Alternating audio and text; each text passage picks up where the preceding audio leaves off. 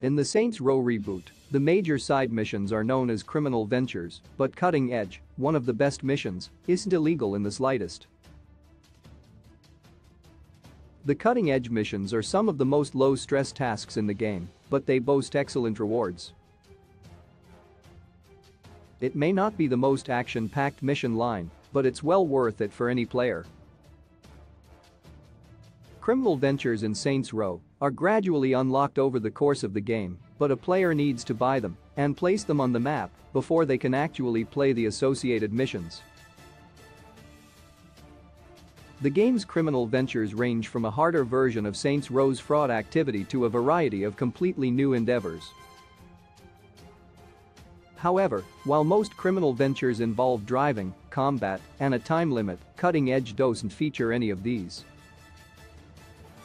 In fact, the title criminal venture doesn't even fit, because everything the player does in Cutting Edge is completely legal. Cutting Edge is a fashion company that the player can buy, headed by an eccentric designer named Edith. Her missions are less like typical missions and more of a scavenger hunt. She will mark several locations on the map where she has felt inspiration and accompanies each with a passage from her vision journal, giving the player hints towards where they need to look. Once they get to the location, the player will need to use their phone to take a good picture of what Edith needs for her inspiration.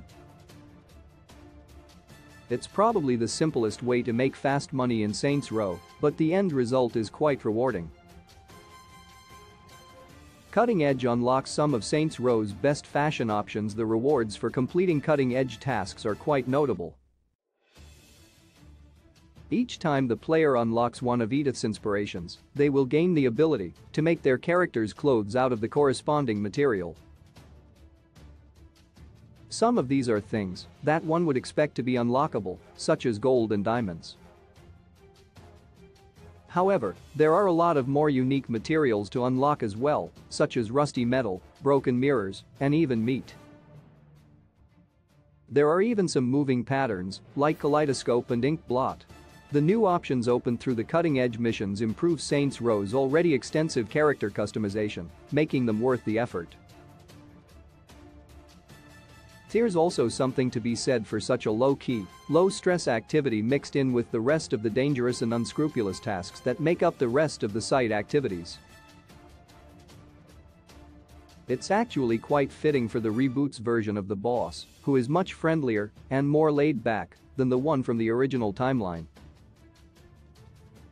It's very believable that they would take some time out of their day to chill out and take some pictures. Not only that, but the sightseeing nature of the mission makes it a perfect excuse for the player to explore Saints Row's stunning Santo Ileso. For that reason, Cutting Edge has a very reasonable position in the reboot. For a series of missions that involves no gunplay or dramatic chases, Cutting Edge missions are surprisingly fun.